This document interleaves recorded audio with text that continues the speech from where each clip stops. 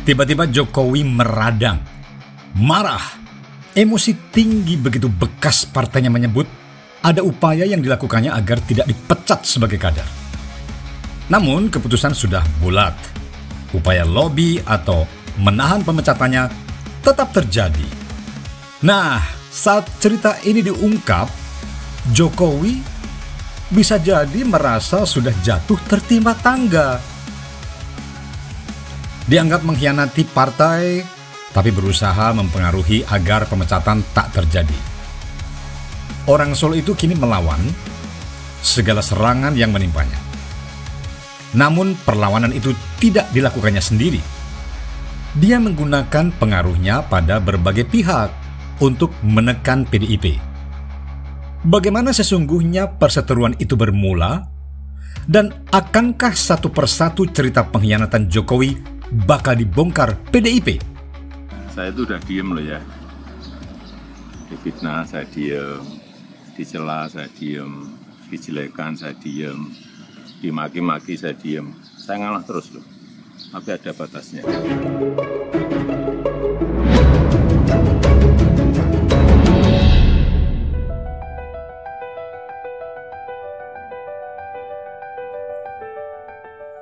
Perseteruan PDIP dengan Jokowi yang mantan kader nampaknya bakal makin berkepanjangan.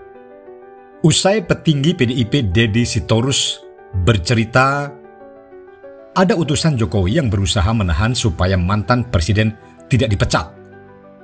Namun keterangan ini dibantah keras, dituding sebagai upaya memojokkan, mencela, dan juga menjelek-jelekan Jokowi. Menurut Presiden ke-7 itu, dia selama ini diam. Narasi yang berusaha dibangun memperlihatkan Jokowi itu bukan siapa-siapa, tidak punya apa-apa, dan sekarang sudah seperti rakyat kebanyakan, bukan pejabat. Untuk menguatkan argumentasi itu, dua kelompok relawan digerakkan. Uce Gustaf dari Bara JP mengatakan akan mendorong Jokowi untuk mengambil tindakan hukum.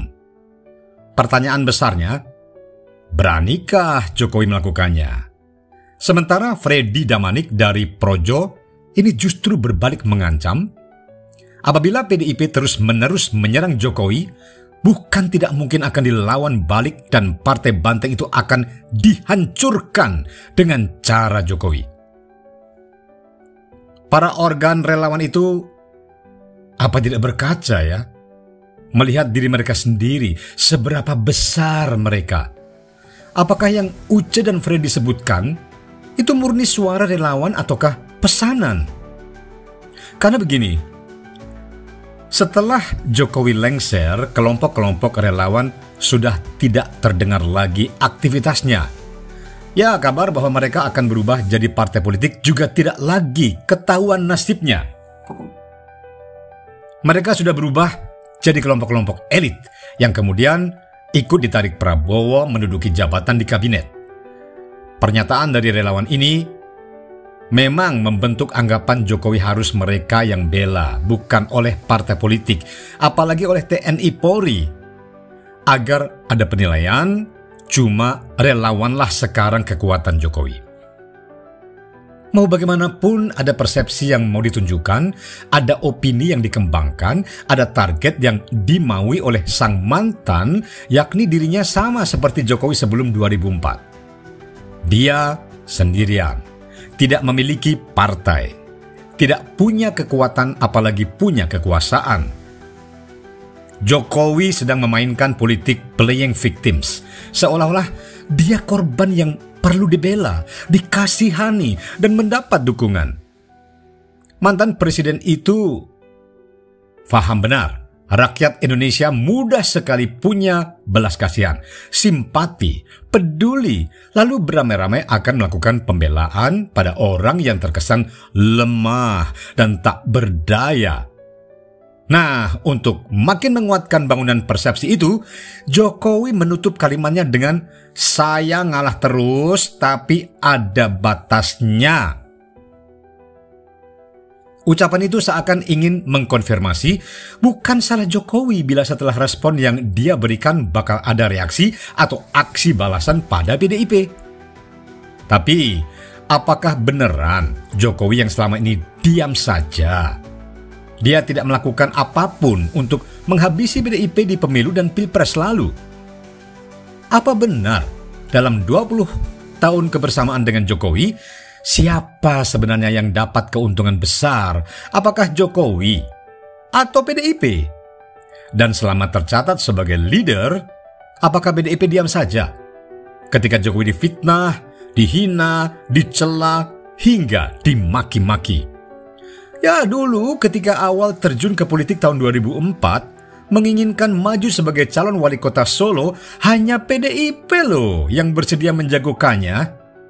Jokowi mendatangi banyak partai, semua menolak mengusungnya jadi calon wali kota. Pertama kali sewaktu maju sebagai calon presiden, saat dituduh sebagai pro-asing, aseng, asong, siapa yang pasang badan coba? Saat banyak fitnah menyebut Jokowi keturunan PKI, siapa yang membelanya? Ada pula yang menarasikan bahwa dia akan mendatangkan 10 juta tentara Cina.